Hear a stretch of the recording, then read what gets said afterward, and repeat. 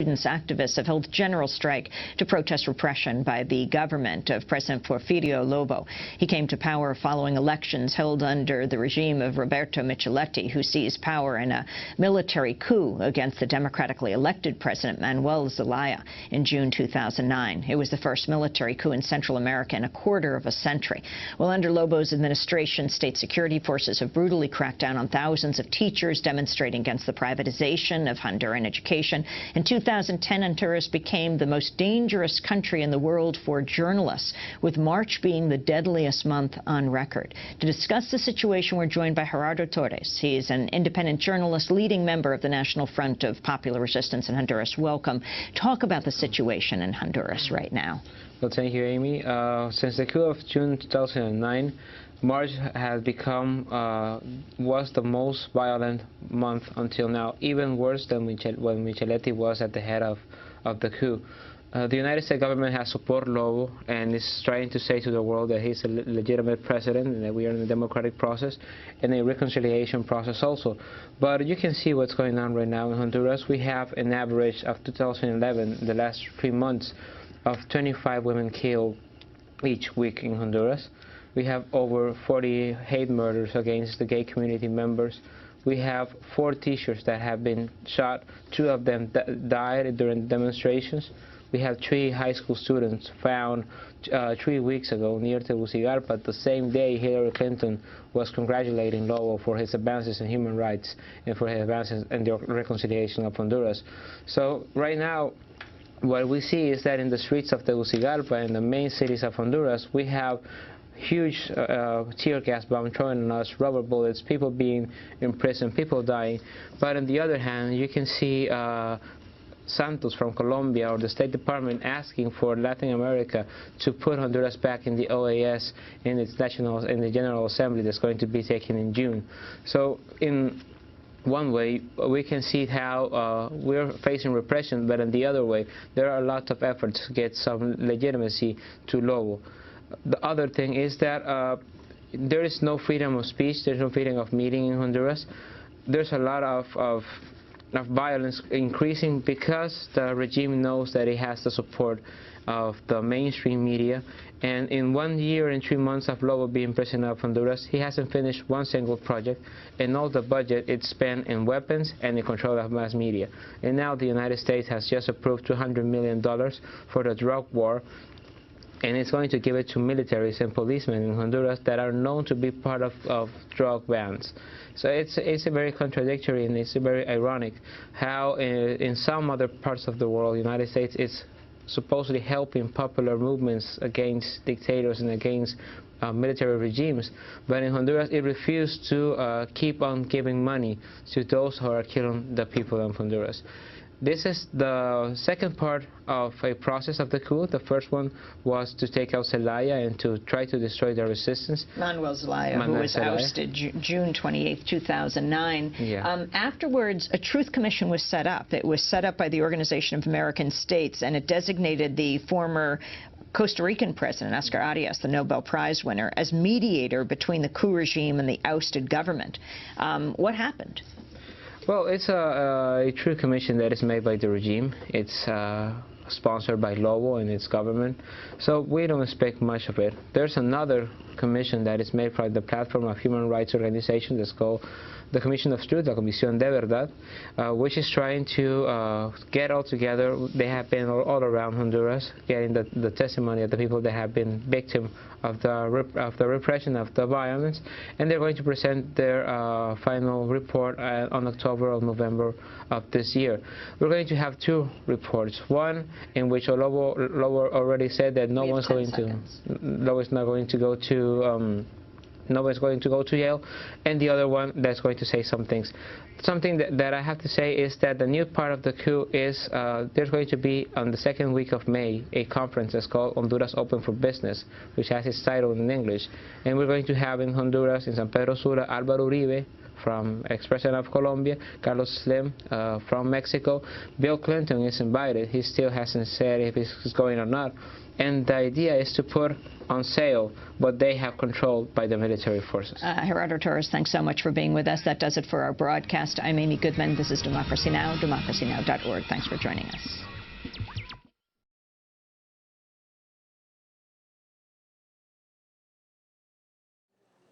Herr Martinez, Ihre Partei Libre erkennt das Ergebnis der Präsidentschaftswahl von Sonntag in Honduras nicht an. Welche Hinweise gibt es denn für eine Beeinflussung des Ergebnisses? Also, was die Partei jetzt versucht, ist, dass die Wahlbehörde, also der Tribunal Supremo Electoral, wieder die Einstimmungen wieder zählt. Also es gibt gewisse Kredenzielle in jedem Wahltisch, ne? Und sie sollten gescannt werden mit das Endergebnis von jedem Tisch. Von diesen Tischen gibt es über 16.000 im Lande. Also was wir jetzt haben, ist ungefähr 27% von diesen Ergebnissen, die unklar sind. Und wir verlangen, dass sie eingesehen werden, auch von unseren Technikern innerhalb des Systems der Wahlbehörde. Also die Wahlbehörde hat das bis jetzt abgelehnt, weil die Wahlen sind einfach ein riesiger Betrug.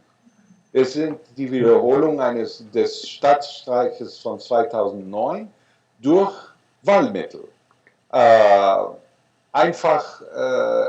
Die zwei neuen Parteien, Libre und der Antikorruptionspartei, haben die Mehrheit der Stimmen bekommen, aber alles ist manipuliert worden, damit der Regierungskandidat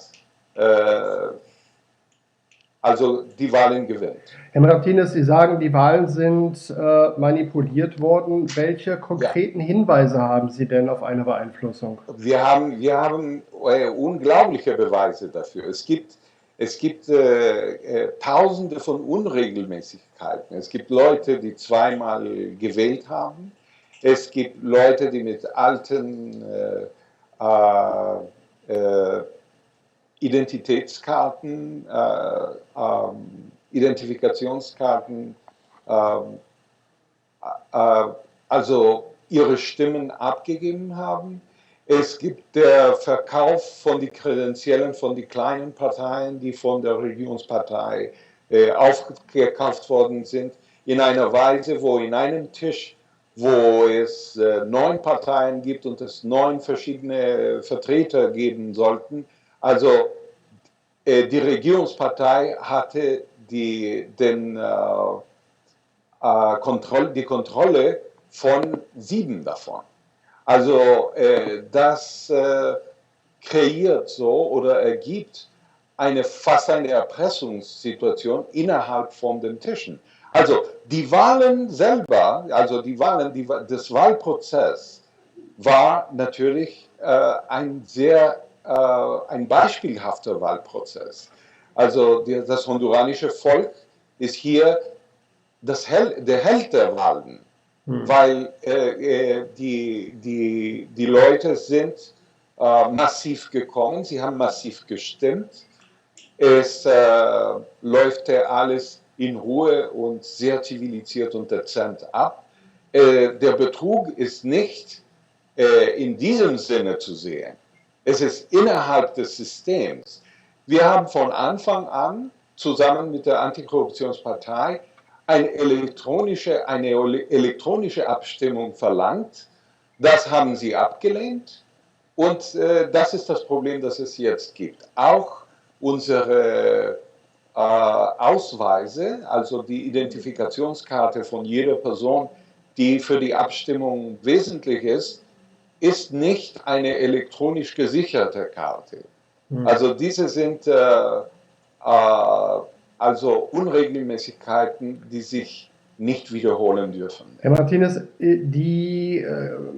ganz kurz, die EU-Beobachtermission hat aber ruhige Wahlen mit kleineren Unregelmäßigkeiten festgestellt und die EU-Beobachter unter Leitung einer österreichischen Grünen Abgeordneten Ja, Frau Ulrike Lunacek. Das Ich ist habe richtig, genau. mit ihr gesprochen. Ja. Die haben das Ergebnis ja maßgeblich bestätigt. Wie sehen Sie denn die Rolle der EU-Wahlbeobachter hier?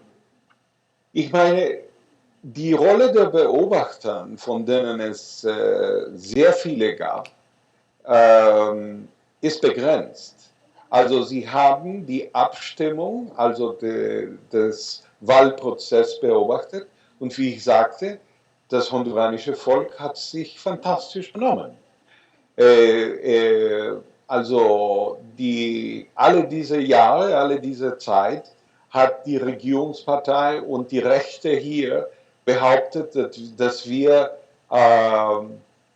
eine gewalttätige Partei sind, dass wir, weil wir protestiert haben gegen den Putsch, aber die Opfer dieses Putsches waren alle auf unserer Seite. Wir haben niemanden umgebracht. Auf unserer Seite gibt es Hunderte von Toten. Nicht nur in dem Moment von der Protest gegen des Putsches, sondern im Laufe von dieser Jahre. Viele davon gedeckt als normale, oder sagen wir nicht normale, sondern als kriminelle Ergebnisse, obwohl sie dahinter eine gezielte politische Situation ist. Ja, Sie haben eben den Putsch von 2009 erwähnt, bei dem die demokratisch gewählte Regierung von Präsident Manuel Zelaya gestürzt wurde. Es war ein zivil-militärischer Putsch. Seitdem haben im Grunde ja keine sauberen Wahlen und keine von allen Akteuren anerkannten Wahlen mehr stattgefunden. Wie kann Honduras denn die Folgen dieses Staatsstreiches 2009 überwinden? Also es bleibt uns keinen Weg aus, den Weg der Widerstand und der Weg der Protest und unsere Präsenz, weil wir werden Abgeordnete haben im Kongress, wie auch die Antikorruptionspartei. Eigentlich haben wir die Wahlen gewonnen, wie ich sage, mit einer riesigen Abstimmung, aber das ist einfach nicht anerkannt worden. Und die Enttäuschung ist eine riesige Enttäuschung für das honduranische Volk, die gezeigt hat, dass es ein zivilisiertes, dezentes, nicht gewalttätiges Volk ist, der eine Änderung der sozialen, politischen und ökonomischen Rahmenssituation des Landes ändern will, in einer sehr sauberen Weise. Also die Enttäuschung ist riesig für das Volk und die Folgen werden sehr, sehr schwer sein. Unsere Aufgabe ist jetzt, unsere Partei zu konsolidieren, unsere Stimme konstant aufzuheben gegen die Ungerechtigkeiten, die sich in diesem Land nicht nur geblieben sind, sondern vertieft und sich multiplizieren. Es ist die Folge von dieser Wahlen werden eine Militarisierung des Landes sein, ein Verkauf des Landes an ausländische Investitionen, die keine gute Ergebnisse für das honduranische Volk haben und eine totale Kontrolle von allen Aspekten des Lebens. Also es ist also eine Scheindemokratie, die eigentlich im Grunde genommen eine Diktatur von der Oligarchie ist. Und unser Weg ist einfach Widerstand, Widerstand und wieder Widerstand, nicht auf den Straßen, sondern auf dem politischen Weg. Eine der wesentlichen Sachen, die wir ändern müssen, ist eben der Prozess der Wahl. Wir müssen elektronische Sicherheiten suchen, die Modernisierung des ganzen Prozesses, und das wird nicht leicht sein. Und auch die Entpolitisierung der Wahlbehörde, weil die Wahlbehörde ist heute politisiert. Die Vertreter der Wahlbehörde sind Leute, die das traditionelle Biparteisystem, also die liberale und nationale Partei, also die einfach zwei Aspekte von derselben Münze sind, zwei Seiten von derselben Münze sind, eigentlich das oligarchische Kontrolle des Landes immer durchgeführt haben. Eine schwierige Perspektive für Honduras. Dennoch werden wir einiges noch erleben in den kommenden Jahren. Herzlichen Dank an Roberto Martinez nach Tegucigalpa.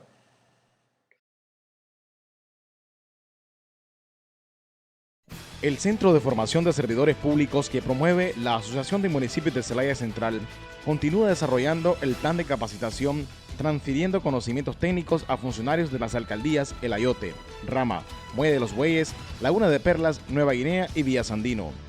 Estoy en este momento actuando como facilitador dentro del marco del programa de Sept, que es sobre administración tributaria. Creo que esto es uno de los mejores esfuerzos que está haciendo esta asociación, porque definitivamente el funcionario público debe constantemente estar dentro del marco de la red de la recalificación profesional, y creo de que es necesario porque definitivamente la tributación es una de las vértices que se requiere para desarrollar los programas locales, ¿verdad? En este caso hoy nos encontramos en Nueva Guinea, y dentro de la asociación de Sept, Nueva Guinea pues es uno de los municipios que tiene mayor desarrollo, y que lógicamente en parte se ha debido a esa interacción que ha existido entre la alcaldía, los agentes económicos y la ciudadanía en su concepto integral, y eso pues definitivamente ha conllevado a buenos resultados. El proceso de capacitación está basado en fortalecer al personal que labora en la dirección del contribuyente, que atiende trámites de fierros y todo lo referido a la automatización de sistemas en el registro tributario de cada alcaldía.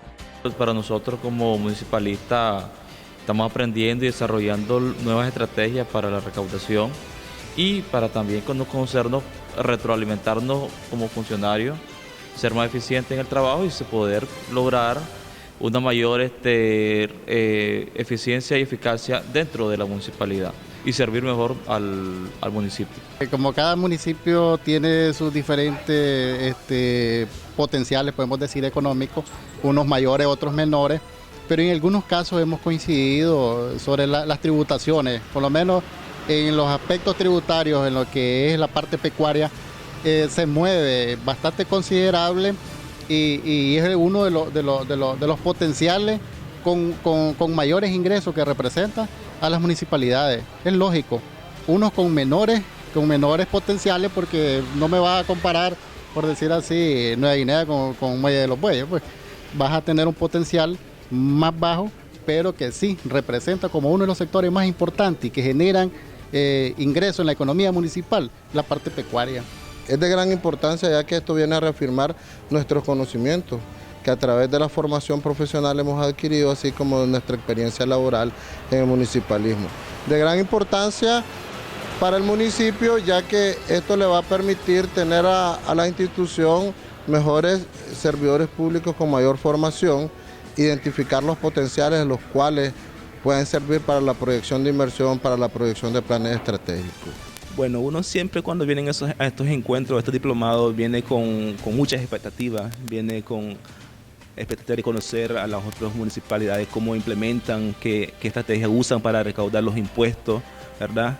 Entonces uno se lleva la experiencia de las otras municipalidades, que son municipales más grandes, que tienen mayor experiencia, que tienen un número de contribuyentes mayor, más amplio. Entonces los conocimientos que ellos aplican para mejorar su ingreso, para darle atención a la población, entonces uno viene con esa expectativa de conocer esa estrategia que utilizan los otros municipios como Nueva Guinea, El Ayote, El Rama, que son municipios grandes y, ¿verdad?, y que tienen mucha experiencia. Entonces Cabe señalar que el programa que ejecuta el Centro de Formación a Servidores Públicos integrados en cada municipalidad de AMUCEP cuenta con el apoyo financiero de la Unión Europea, el cual tiene como fin garantizar el potencial humano con conocimientos profesionales, visión municipal y facilitadores de su propio desarrollo local.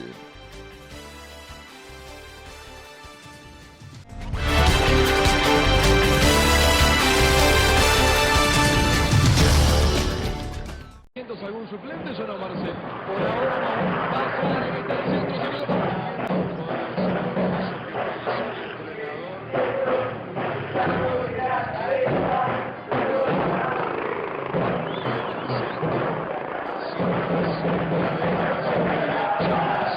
Y define su tío, que está preciso.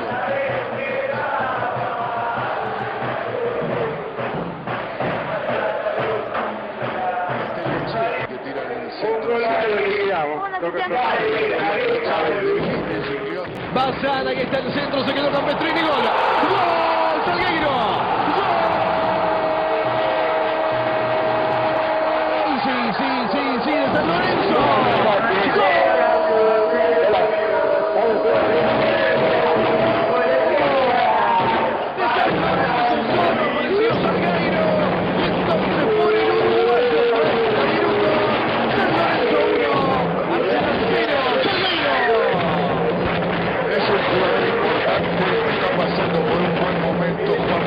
Salgueiro encontró en este centro de Bazán soledad. Qué raro, Arsenal se olvidó de Salgueiro. Ahí está. Los equipos de abajo. Va Gigliotti. Ahí está para liquidarlo. Tiro para la zona izquierda. Llega Chávez. Viene gol. Sí, de San Lorenzo.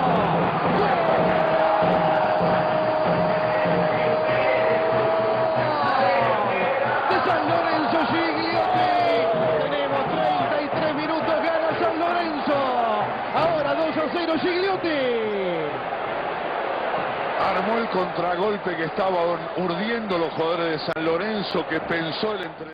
Coup in Honduras that saw the ouster of Mel Zelaya. This is Democracy Now!, democracynow.org, the War and Peace Report. I'm Amy Goodman. As we turn to Honduras, where both candidates are claiming victory in the country's disputed presidential election. The race has pitted Xiomara Castro, the wife of ousted President Manuel Zelaya, against right-wing candidate Juan Orlando Hernandez. According to election officials, with more than half the precincts reporting Hernandez has won 34% of the vote, Castro 29%. Castro's husband, Manuel Zelaya, was ousted in that 2009 coup. She is running on the platform of a new party called Libre, or Free. The campaign's been marred by violent attacks in a country with the highest per capita homicide rate in the world. At least 5 people were killed near a polling station in the eastern part of the country before voting began Sunday. According to the group Rights Action, at least 18 members of the Libre party were murdered in the run-up to the election, more than all other political parties combined. On Sunday, Castro said results prove she was the winner. Right now, the data that we have received, according to the exit polls we've received from the entire country and also the count of information and ballots that we've received today, we can clearly tell you that I am the President of Honduras. The final election results are expected later today, but Castro's supporters are alleging widespread electoral fraud. Nearly 30,000 police and army officers were deployed to oversee polling. Azadet Shahahani, president of the National Lawyers Guild, was one of about 800 international observers monitoring the vote. Despite all of the documentation that has happened with the human rights violations that are happening here on a daily basis, and leftists getting murdered, that the U.S. government continues to support the military here. I mean, on the way here from Atlanta, we saw scores of military people from Honduras who had just got training, received training at the School of Americas in Fort Benning, and they were just coming back to Honduras. And, there is impunity for murder, for, all kinds of human rights violations, and it is truly unfortunate that the Leahy law is not being implemented in the U.S. Yes. Adrienne Pine is assistant professor of anthropology at American University, currently in Honduras, where she's conducting research on a Fulbright scholarship. She's author of Working Hard, Drinking Hard on Violence and Survival in Honduras. And we're joined by Edwin Espinal, a community organizer and resistance movement activist in Honduras. He's been subjected to repeated harassment and torture at the hands of police. Espinal's partner, Wendy Diaz, was killed died as a result of tear gas inhalation outside the Brazilian embassy in the violent ouster of a resistance member following the return of President Zelaya to Honduras in 2009. Adrienne Pine, let's begin with you. The results are not fully in yet. At around 53–54% of the count, what Honduras is saying, the authorities are saying, is that that the right-wing candidate Hernandez has beaten Xiomara Castro. Your response? Well, yes, that's the official story that we're hearing from the Supreme Electoral Tribunal, Amy. But it contrasts with the numbers that are coming out of the polling places themselves, which show an overwhelming lead for the candidate Xiomara Castro. So there's a real concern on the streets. There's real concern over the social networks, and we're expecting that there will probably that these results have not been accepted by the Libre Party, and we're expecting people will probably be going out on the streets to protest them today. And if you, Edwin Espinal, could talk about the significance of this election, why it matters so much to you, and what happened to your partner. Hi, good morning. Yeah, my partner was killed by the tear gas on September 23rd after the President Zelaya come back to the country through the Brazilian embassy. She was exposed to tear gas for a long period of time, and then a couple of days after we were evicted from the Brazilian embassy, she passed away in a public hospital because of the excess of tear gas in her respiratory system. And yeah, and the thing is that the doctors at the hospital, they were trying to cover the reasons she died, and then she told me that she died by the flu disease and not for tear gas. They were trying to hide the reason that she passed away. And this electoral process is very important to me and my family because with the social movements and the community organizers, we've been targeted by the militaries and police and the government, but just by the fact of organizing people in our communities to improve our communities and educate people in our communities about the political situation in our country. We're talking to Edwin Espinal, community organizer, and Adrienne Pine of American University, who lives in Honduras. We're speaking to them in Tegucigalpa this day after the election. I want to turn to a leading Honduran human rights activist, Bertha Caceres, talking about the significance of Xiomara Castro's new Libre Party. Bertha is a leader of the Civic Council of Popular and Indigenous Organizations of Honduras. She has been in hiding for the past 2 months. No, claro que no. No, claro que no. La población hoy. The population today, those who've been in resistance who are from the Libre Party, are challenging the repressive apparatus, with the absence of the construction of real power from the communities. But now, these people are voting enthusiastically for the Libre Party, that we hope will be distinct from the other political parties. This scenario is playing out in all the regions of Honduras, in Zacate Grande, Garifuna communities, campesino sectors, women, feminists, artists, journalists, and indigenous communities. We all know how these people have been hard hit, especially the journalists, LGBTQ community, and indigenous communities. This is all part of what they've done to create a climate of fear. Here, there's a policy of the state to instill terror and political persecution. This is to punish the Honduran people so that people don't opt for the other way and look for changes to the political economic situation and the militarization. That's Honduran human rights activist Bertha Caceres, who actually has been in hiding for the last 2 months, leader of the Civic Council of Popular and Indigenous Organizations of Honduras.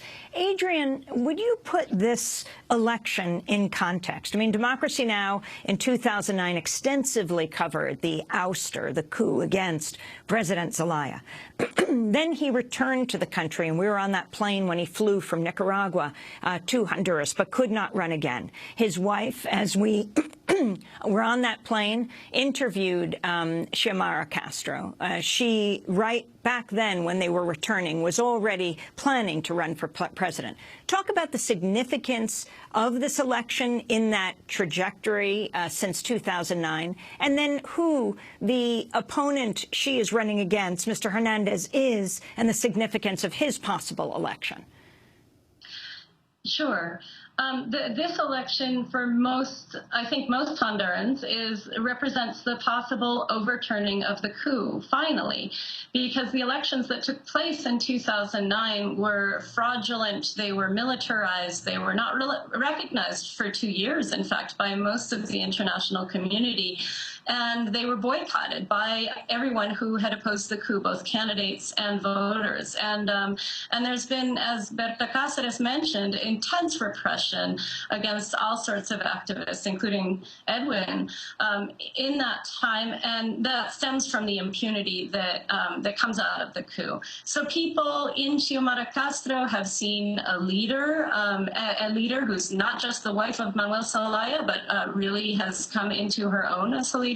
And there has been, it's impossible to overstate the amount of hope and excitement and mobilization that people have been engaging in leading up to these elections. And yesterday, the feeling on the ground was one of exuberance. You could see that the turnout was higher than ever before in Honduran elections, and people were turning out for the Libre Party. The other candidate, Juan Orlando Hernandez, who's with the National Party, which is the same party that the current president is from, Porfirio Lobo Sosa, his main platform has been one of militarization. He has promised to have a soldier on every corner in order to combat the crime situation, which is quite dire in Honduras. But it has reached the levels of the extreme levels where Honduras is now the most dangerous country in the world, only since the coup itself. And that's a direct result of the impunity that comes from the coup. So very radically different models of governance being proposed by the two major candidates. One of which has to do with greater democratization and the other which has to do with greater militarization. In 2011, after almost 2 years in exile, when former President Zelaya and his family were greeted by tens of thousands of supporters as they flew in from Nicaragua to Tegucigalpa, I had a chance to ask the former First Lady, now the presidential candidate, Xiomara Castro, about her likely candidacy back then. President Zelaya cannot run for president again, is that right? No. But Mrs. Zelaya, Mrs. Castro Zelaya, you could, is that right? Sí podría tener chance de lanzarse como candidata. No me impide, la ley no me lo impide. The law does not prevent me from doing that. La ley no me lo impide, o sea, yo no tengo ningún impedimento I do para not poder have any participar obstacle in order to participate in the process. It is an electoral process. Pero en este momento, but at this moment, I mean, you could run for president. Quiere decir que usted podría lanzarse si usted quisiera. No, what I'm saying is that I do not have any obstacles. Que la ley no me lo impide. The law does not stop me from doing it. So you could run for president if you chose. O sea, si es, yes. O sea, la ley no me lo impide. The law does not claro. stop me. That is very clear. The law does not stop it. The law does stop Mel from doing that. Because the process of the same law establishes that the only one president president can be president for 4 years. You're saying that President Zelaya did not serve out his full term. Is there any kind of allowance that is made for that? Same thing happened to President Aristide in Haiti. No, la verdad es que eso no se ha there is establecido. no established procedure to make that happen. To see that journey back when the Zelayas returned, Manuel Zelaya and Xiomara Castro de Zelaya returned to Honduras. You can go to our website at democracynow.org. I wanted to turn, though, now to international observer Baltasar Garzón, the Spanish judge, who was in Honduras saying how important it is to remember the chaos surrounding Zelaya's ouster. Precisely because of what happened 4 years ago, this process is so important to assure that democracy is consolidated in Honduras, and above all, the credibility of the political representation.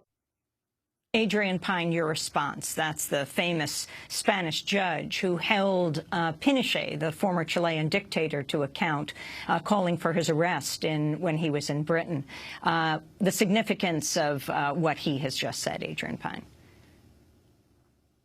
Well, the international election observers here have played a crucial role, and in ensuring that there is an eye on Honduras. I wouldn't say ensuring the legitimacy of the process, because I believe that the process is right now there's fraud that is in the works. But international observers, in fact, have been subject to harassment and intimidation by police here in Honduras in the 2 days leading up to the elections. That masked police entered the hotel of several international observers and demanded to see all their documents, and have been basically intimidating them. These are migration police. And so I think that their presence is really important, because it's showing the world how the Honduran security forces treat Hondurans on a daily basis, and the fact that there have not been free and fair conditions for this election, and it's really important that they're here to document that. Edwin Espinal, what is at stake today in this election, and what will it mean to you if Hernandez is declared the winner or Castro? It would be complete disaster for me, my family, and our Honduran family, because we already being on this system for 4 years, and the violence, the poverty, the misery, and has just increased in this country, and we cannot, just wait until another 4 years being in this country with as a Juan Orlando as a president. We are, me, my family, and Honduran people in general, we are so scared that this situation will just get worse in this country. And well, I hope that the international community keep their eyes on this country and help us to put pressure in the government, and at least to be transparent and with Honduran people, because we witnessed yesterday that the electoral process was not transparent at all, and we are really sad because there we have hope on the candidates of Xiomara Castro, that she will bring big changes for our country and the reality in our society, to make big changes that could change our the way we live our lives. We don't want to live in our neighborhoods with violence, with kids on the street begging for food or stealing from people. We don't want to live in this system anymore. We want changes, and I hope the international community keep their eyes and pressure this government, at least so they can respect Honduran people will. And there was yesterday an electoral process was Honduras people show to the international community what was their choice, and we choose to change the government, but they're using the fraud to stay in power. I hope the international community and we as Hondurans take actions to take to the actual government. Edwin, I wanted to go to ousted President Manuel Zelaya, the husband of the current presidential candidate, Xiomara Castro. This is former President Zelaya talking about these election results. The results handed down by the Electoral Court are not a faithful reflection of what has happened in the polls. The facts show that Xiomara won with a 3.5% margin, and yet when the court speaks, it has placed us at 7 points below. So results handed down by the court are totally contradictory to what took place. And there is an important point I want to underscore. 20% of the registries of votes that they collected have been hidden from the vote count under the pretext that they are inconsistent. If an election takes place with more than 3% margin of error, and here the margin is 20%, the election would be nullified from whatever point of view in any country, anywhere in the world. That was former Honduran President Manuel Zelaya speaking to Andres Contreras. For Democracy Now!, Adrian Pine, the significance of this, and also the fact that you had a whole range of international observers. Among them was the former head of the Republican National Party in California. And I wanted to turn to that clip as well. The former Republican head of the California Republican Party, Ron Nehring. Strong democratic governments in Central America are very, very important. This is a critical election for Honduras. Honduras faces very, very significant challenges. There are issues in the United States which transcend borders, that the United States and Central America impact one another in areas including not only the economy, but human trafficking, drug trafficking, violence, corruption, other unintended consequences of the drug trade, and so on. So this is a very, very important election for Honduras, and we want to make sure that whoever wins tonight, regardless of who that person is the winner of a legitimately held election. That's Ron Nehring, former head of the California Republican Party, one of some 800 international observers monitoring the Honduran elections. Adrian Pine, if you could respond both to Ron Nehring as well as a former president, the ousted President Zelaya.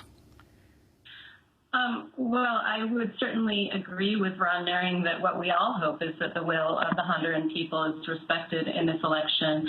And in terms of what Mel Zelaya said, I share his concern about the accuracy of the Supreme Electoral Tribunal's vote count. And I think a couple important points are to be made here. That first of all, the Supreme Electoral Tribunal was illegally appointed in the first place by Micheletti, who was the dictator following the coup, just prior to the coup, in that they were elected officials and they're not, by the Honduran Constitution, allowed to be appointed to the Supreme Electoral Tribunal. So they were appointed to carry out the coup. They then were the main body that legitimated and carried out fraud in the 2009 elections. And they have now been very clearly acting on the side of the National Party and also of the religious leaders of the country who were the strongest backers of the coup. So this is a very biased institution.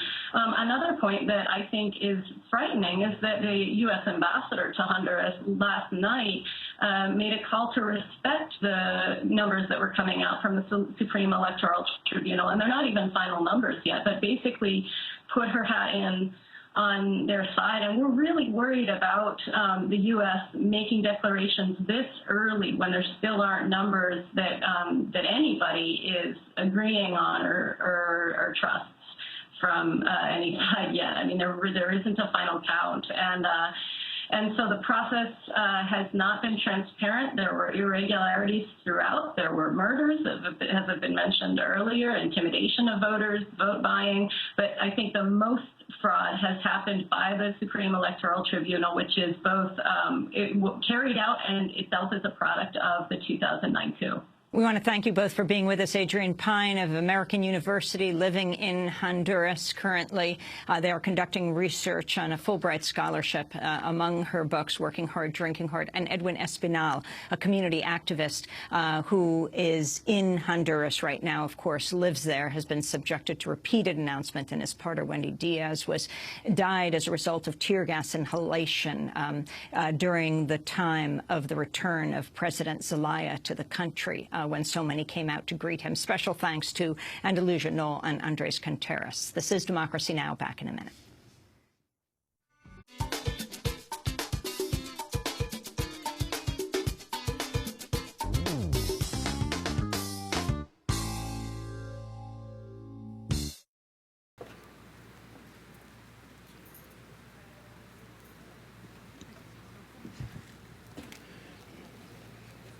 Con su permiso, señor presidente, es básicamente, creo que del informe que se presentó hace algunos días, creo que es prudente y necesario que si se va a citar a comparecer a los titulares de la Administración Pública Estatal, sea también llevado a comparecer al secretario de Infraestructura y Transporte de la entidad, dado que en el tema de carreteras, en el tema de construcciones, desde la realización de la Avenida Héroes, desde la megaescultura aquí en el municipio de Otompe Blanco, así como algunos otros como el Auditorio del Bienestar, como muchísimas otras obras que se originaron en esta administración, creo necesario a nivel estatal que también pueda comparecer ante esta soberanía el secretario y titular de esa dependencia.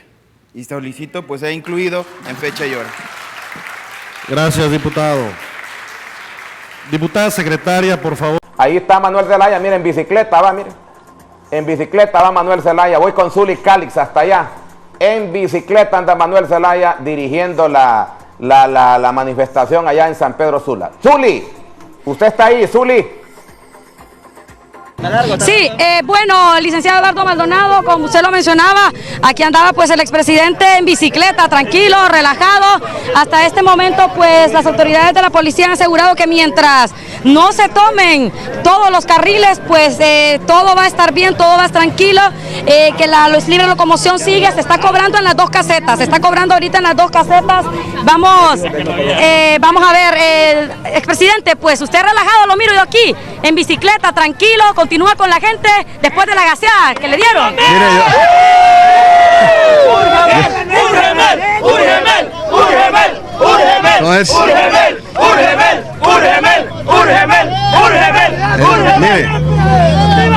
Yo no sabía que la bicicleta no tiene breques. Entonces me presta la bicicleta y le digo, voy al peaje. Y me fui al peaje. Entonces pasé sin pagar, porque no podía brequear tampoco. Y me hacían señal de parada a los militares, y como me paraba en la bicicleta y no tiene breque, prácticamente les está haciendo un tiempo jocoso a la gente que está aquí en la toma. No, es que no tenemos miedo, mire, nosotros estamos en ley. Esta gente que está aquí en ley, no estamos agrediendo a los militares, no estamos tomándonos, lo único que estamos diciendo es que la gente pase sin pagar, porque es ilegal pagar.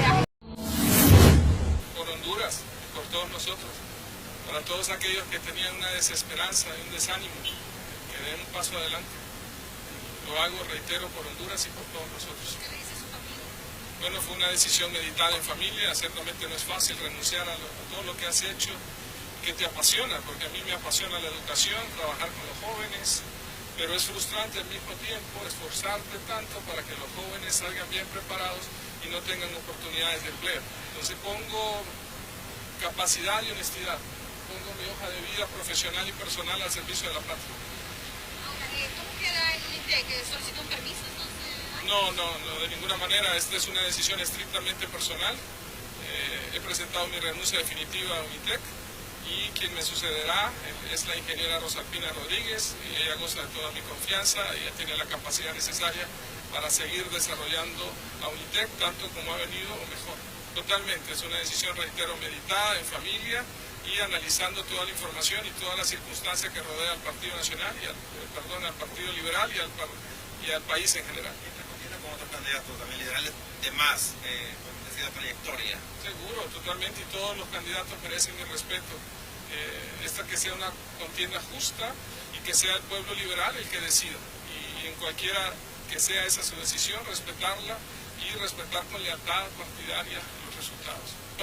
Esa es mi propuesta y bienvenidos sean más jóvenes liberales que entren en la contienda o que se unan a esta cruzada, reitero, por renovar y reivindicar al partido. Seguro que hay posibilidades, yo estoy totalmente convencido.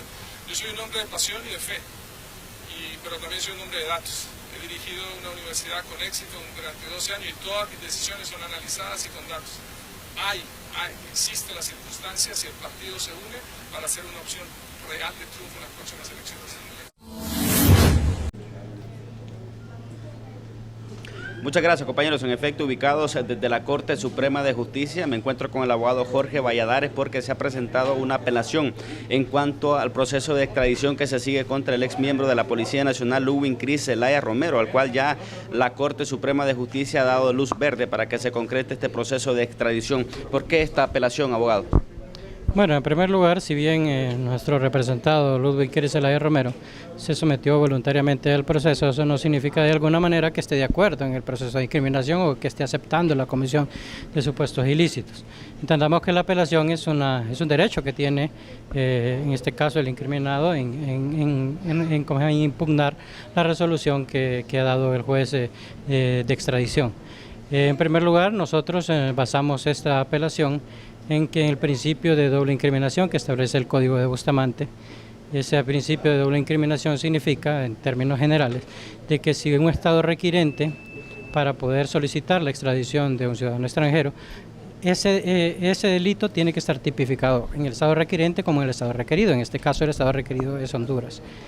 ¿A qué nos referimos? Si bien hablamos del delito de tráfico de drogas, es un delito transnacional, si eso podría ser delito en Estados Unidos como es delito aquí, pero ellos están hablando de dos tipos de conspiración, una conspiración para el tráfico de drogas y una conspiración para el tráfico de armas.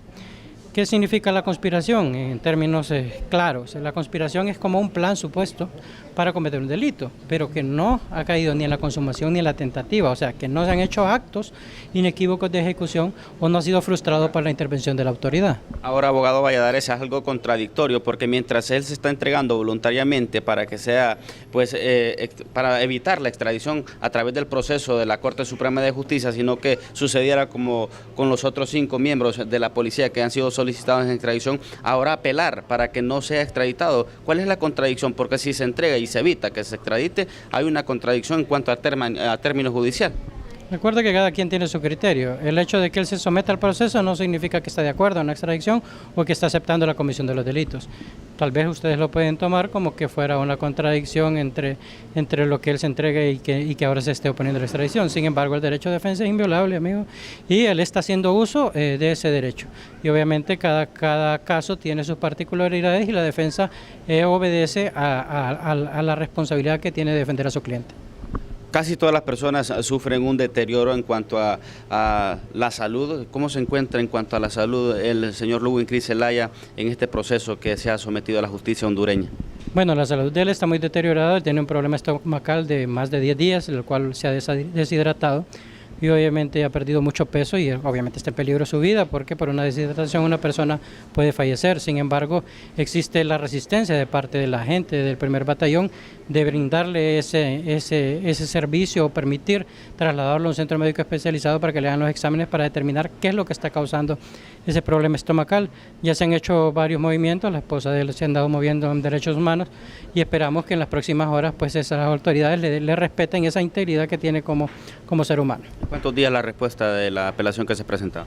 Bueno, la Corte puede resolver hoy mismo. Recuerde que en esta cuestión de la apelación en los casos de extradición no hay contraparte, entonces no hay quien tenga que referirlo, sencillamente lo someten al Pleno y el Pleno de la Corte Suprema de Justicia resolverá.